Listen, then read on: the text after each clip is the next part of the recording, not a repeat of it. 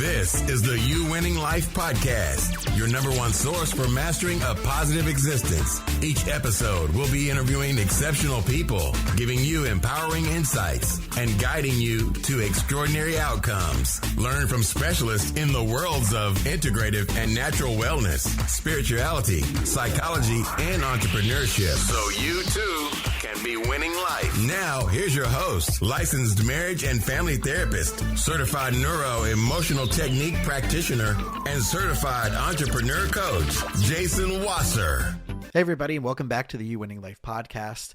I'm really excited about today's guest. We've been trying to get this scheduled for a while, and Mike C-Roc Ciorrocco is the co-founder of the innovative tech platform Blueprinted, which is the powerhouse behind the What Are You Made Of podcast, and the best-selling author of Rocket Fuel, How to Convert Setbacks and Become Unstoppable. He is a performance coach, author, dynamic public speaker, tech visionary, and a thought leader. He's been listed on Yahoo Finance as one of the top business leaders to follow in 2020 and is on a mission to build unstoppable people.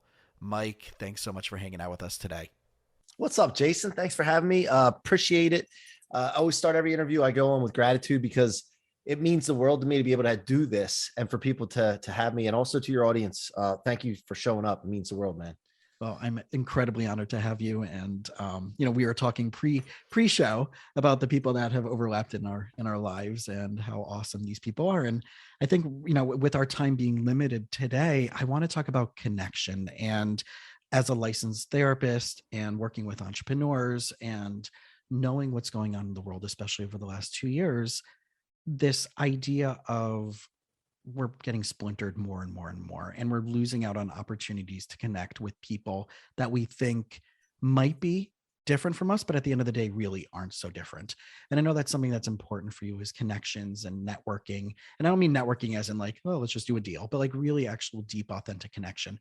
So walk us through, because you and I were talking about another person who was on my podcast, Jared Yellen, and now the 10X incubator that's been created in conjunction with the 10X community in Grant Cardone. So talk to me about the importance of connection for you in your life, creating that community through connections, and what can happen through partnerships and building that dynamic. Well, first of all, I've come to the realization over the last quite a few years that you can't do anything by yourself. Great.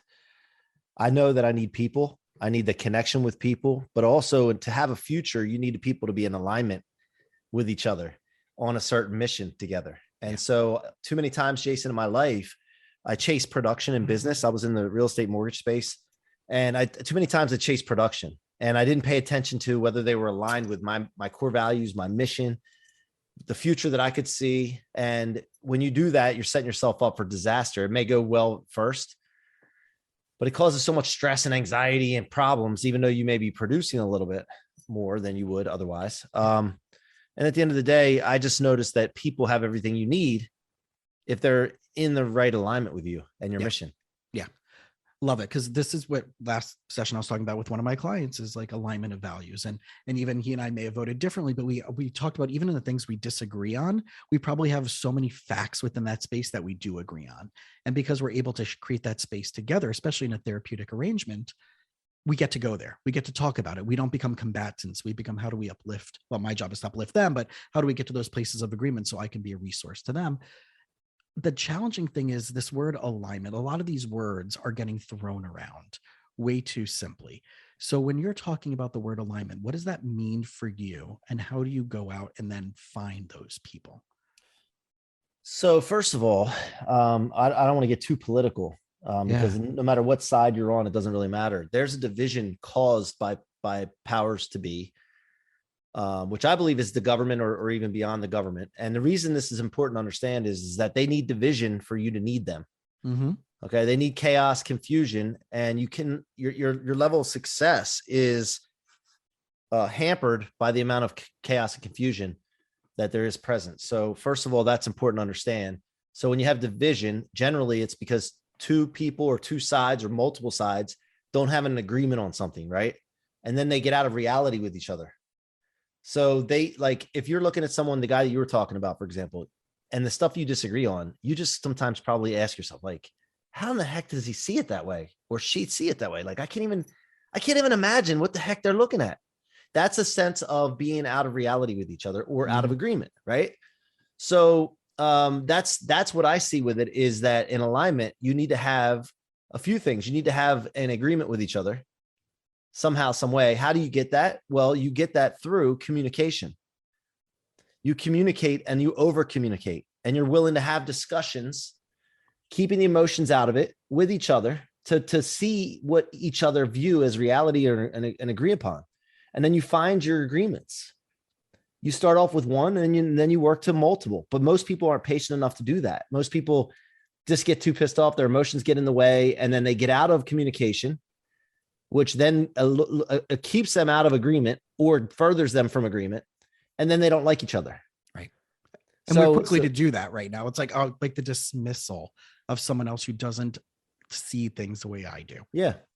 I think that if we teach people to understand this concept of communication causes all problems and is also the solution to all problems. I mean, bottom line, the more you communicate, the more you'll like someone that you're communicating with. Even if you push through the difficult times and you don't agree with them, you start to feel your emotions boil up a little bit. They get fired up. If you stay calm and you push through that and you continue to communicate, your liking of that person will go up. It's impossible not to, as long as you communicate further, and then you will have some agreements.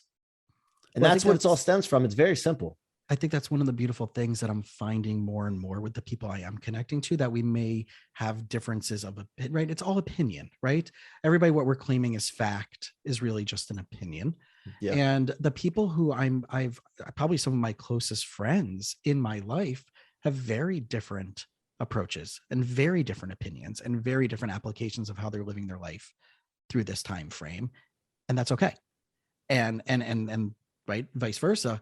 So it's so interesting to see what we are capable of co-creating together. And I think that's when, going back into the alignment, is the more alignment, the more conversation, the more co-creation. And like you said, I can't do it alone.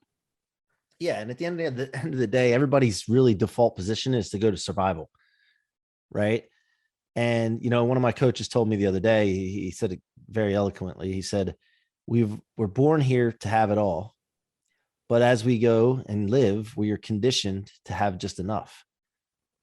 And then everybody starts having that conditioning put upon them. And then they feel like everybody else is a threat to them if they don't think the same way as them, or they have success, or, somebody else has success. And that's the problem. People default back to that just enough, just survive again. And, when you have that situation and it continues, and then it's also exasperated or, gasoline's thrown on it by certain powers, then, and people give into it, then you have what we have. So, what story taught you that? Like what experiences did you go through in your life as you were navigating, coming from where you came from? And right, I heard some of your stories on your podcast, but for those who haven't heard anything about you and haven't yet listened to your podcast, what are you made of? What are some of the things that, like, when you had this aha moment of realizing those type of things, what was going on around then? Well, I came from a broken home. I don't remember my parents together. A lot of brokenness, a lot of alcohol, drug addicts, mental conditions, mental issues, suicide, always drama and conflict. And I noticed one thing in this, and I was a very aware kid for some reason. I don't know where or why that happened, but I always noticed that people were telling themselves a story. And they would tell other people a story of why they were acting the way they were doing, or why they had the problems they had. And then they would do their darndest to prove themselves right with that story. Right. That's everybody that's studied the mind and subconscious mind and they understand that. Like you try to make yourself right. And that's more important than being successful, because that leads to this just getting by or surviving. So as a kid, I noticed that, but I would never buy that, like their stories. I would always call them on their BS. And it took a lot of courage for me to do that. Yeah. Because they would get resentful. They don't start that crap again. But that's them fighting against it. Right. So I had to be willing to do it anyway, because if they were going to be like the way they were being, I didn't want them in my life anyway. And again, I don't know where this came from. I'm very fortunate to have had this mindset at a young age. I'm talking 8, 9, 10 years old. And I would call them on their bull crap, like, consistently. But then I also told myself, and I think somebody told me, I don't remember who it was. I remember somebody telling me one time, look, if you're going to be doing that and saying that, You need to tell yourself the story why you're going to be successful and that you are a role model. People are watching you. And so that's when it came to me. Now, have I always been like perfect and on top of it? No. When I went to college, I hadn't drank until I went to college. That was the first time I had alcohol. And when I played football in college, it was a new world. It was like Disney World. I saw quantity and quality of women that I never saw before coming from a small town, parties. And I thought that was the way to go.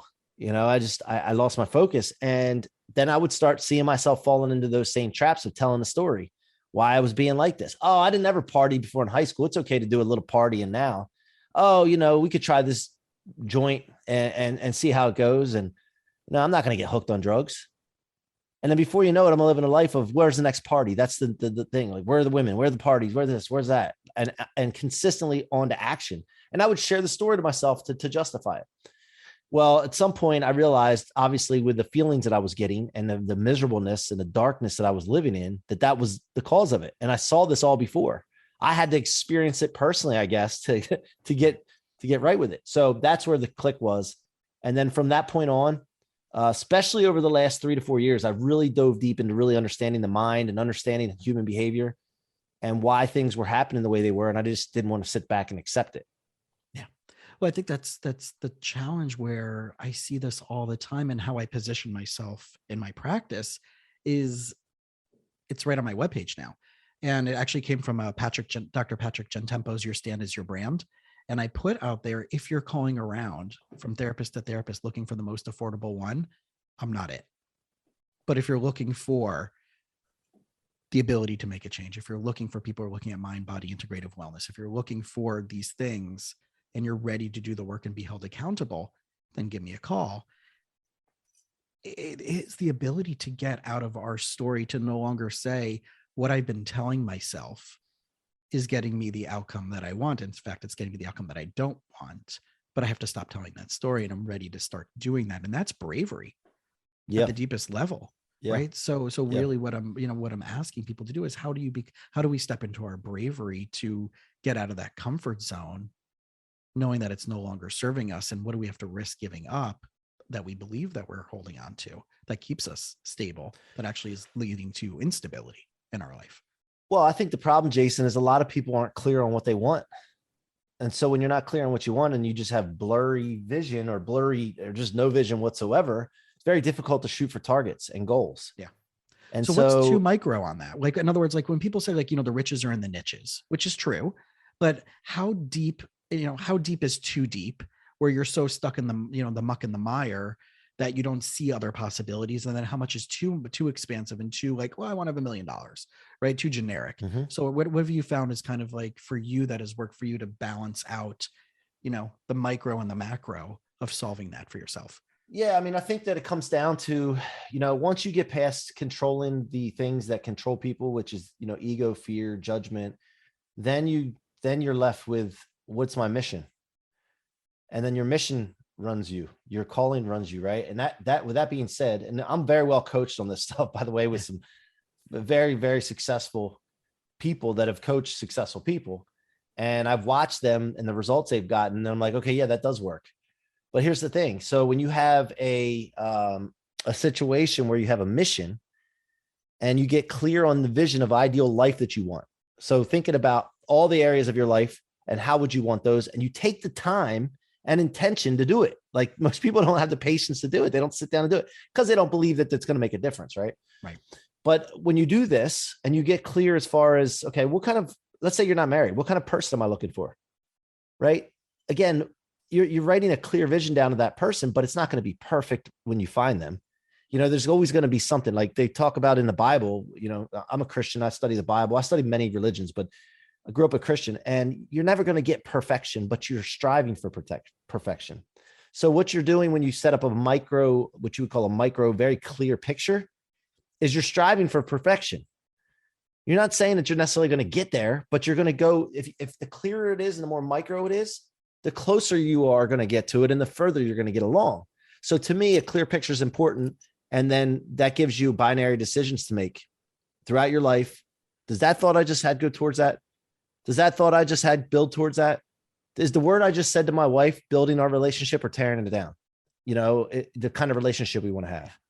Did that action I just took, I don't know. Well, that goes back to the alignment. Is that an alignment, right? Is that action I just took? Binary decisions, right? The partner, right? The business partner, the business decision, is that an alignment to get me to that outcome?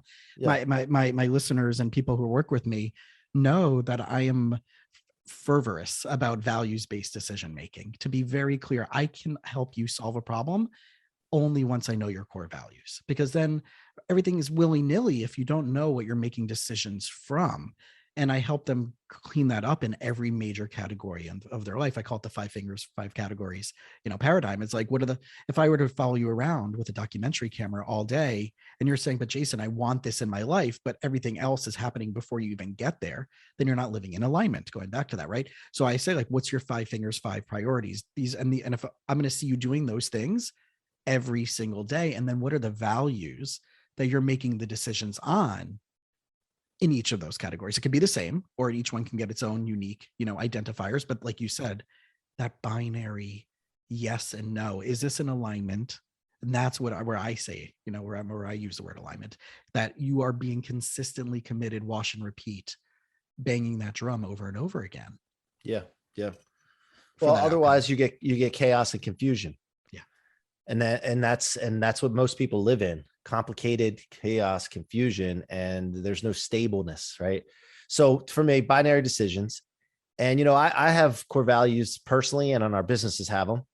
And personally, I have one that's an acronym, VITALS, and I live by these, man. I mean, V is vibes matter, emotions are contagious, so you pay attention to that. I is imagine, no lids, endless potential.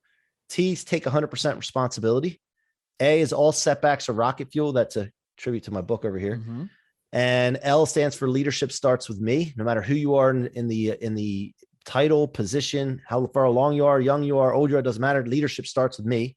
And finally, S, success is not it's non-negotiable. Like, success has to be an obligation. Your duty and your obligation. Yeah. And that's, I operate off of these. And then anybody that's in my environment has to align with those. If they don't align with those values, I don't spend time with them, including family.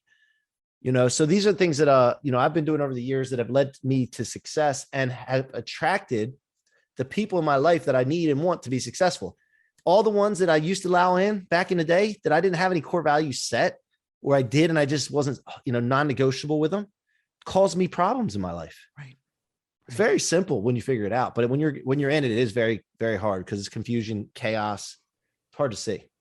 Well, for anybody listening, and of what you just heard is pretty much what a therapy session like me with me is like. And this is what we constantly am drilling into my clients is that, like, that chaos is caused from these lack of clarities. And whether it's family, whether it's dating, whether it's business, it's all the time. With one of my couples last night, and they're having chaos with their boss in an environment. And I'm like, maybe you're not supposed to solve it with that person. You're supposed to decide what allowed you to take that job in the first place, knowing that there was going to be chaos. Responsibility. Right. Yeah. Well, and chaos and confusion aren't natural. Right. Like, they're caused and created by human beings.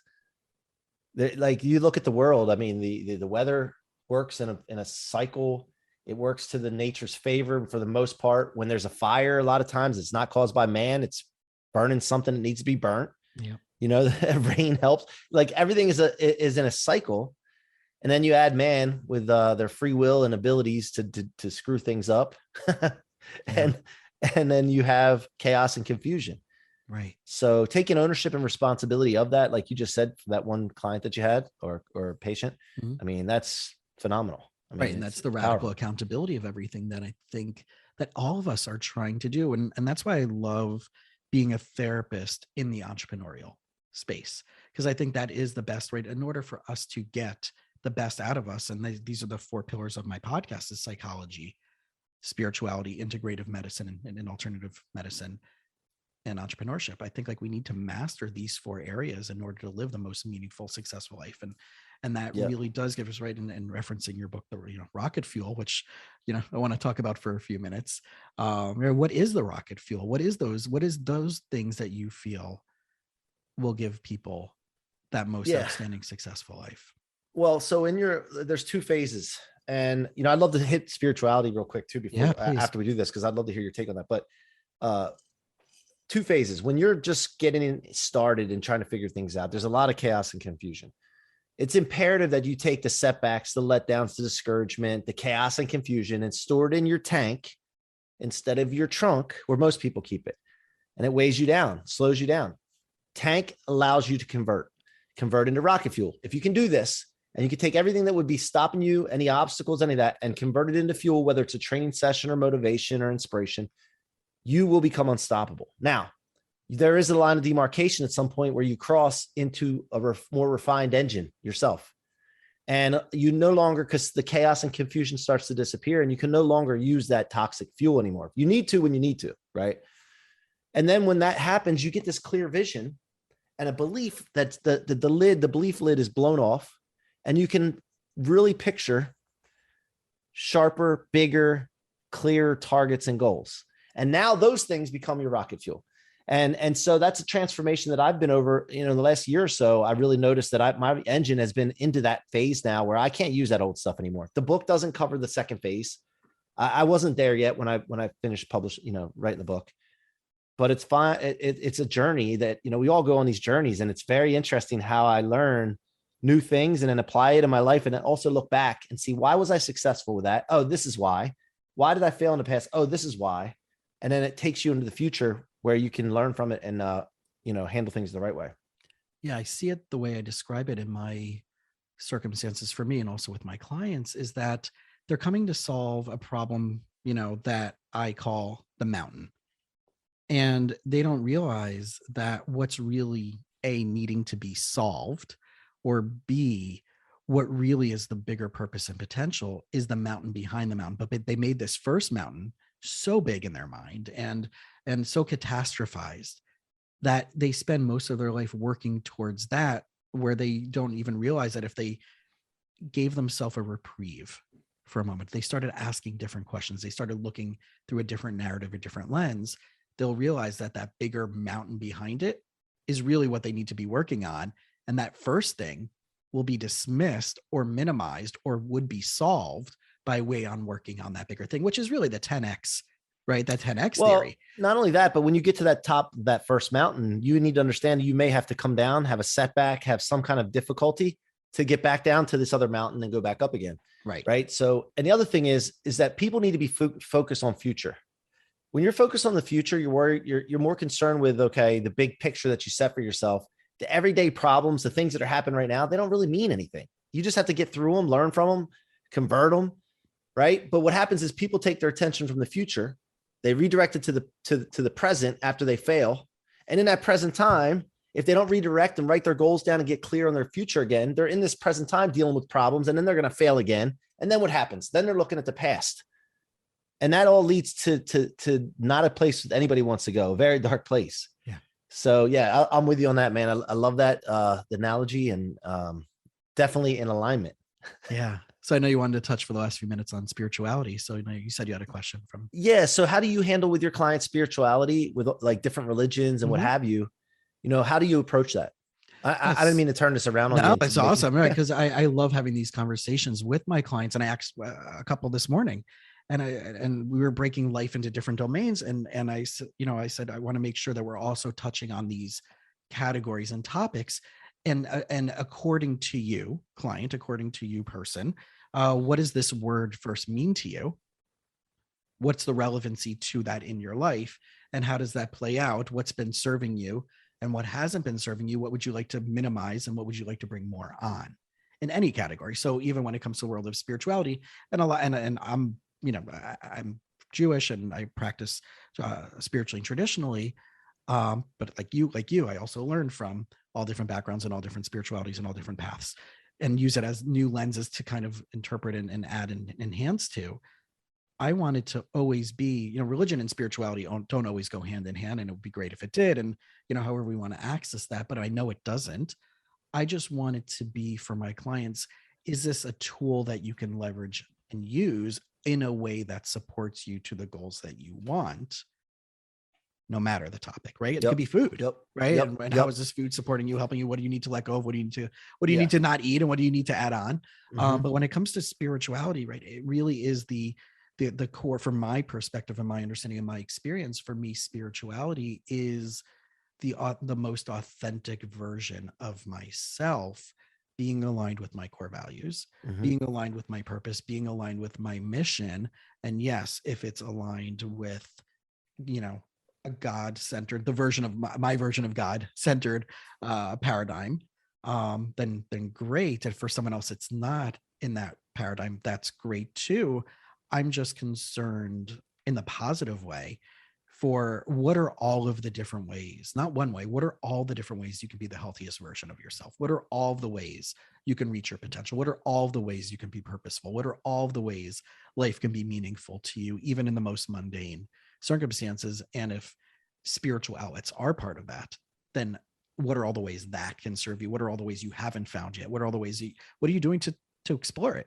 And whether it's putting on a pair of Lululemon pants and going to do yoga, or buying a Peloton, or going to the gym, or meditating, or going to an ashram and going to a retreat, whatever. Yeah. Listen. Well, the biggest thing I have in religion is that in spirituality is that it seems like it's an either or most of the time. And I think that stems from scarcity and thinking that, if you're not here, you may not participate here and contribute here and financially give here. And when I think we should be encouraged to reach out and study other things. And if something works and you get a combination of things that are real for you, right? It's your reality. Yeah. And you get a combination and you can go full force with it. I think that's the best route that I'm taking. Cause like I said, I grew up as a Christian. I didn't grow up in a Jewish household. I didn't grow up in a Muslim household. But I decided, like, let me find out what else is out there that I want to read, want to study. Look, one of the things I started reading was L. Ron Hubbard books, and I know Scientology that's got this stuff out there sometimes with it and stuff, but I got to tell you, only from experience, just reading the books and taking some of the courses, it's made me a better Christian. I went back and read the Bible again. I've read it several times front to back, but I went back and studied the Bible, and I understand the Bible now. Like I look at it a totally different way than I ever have before.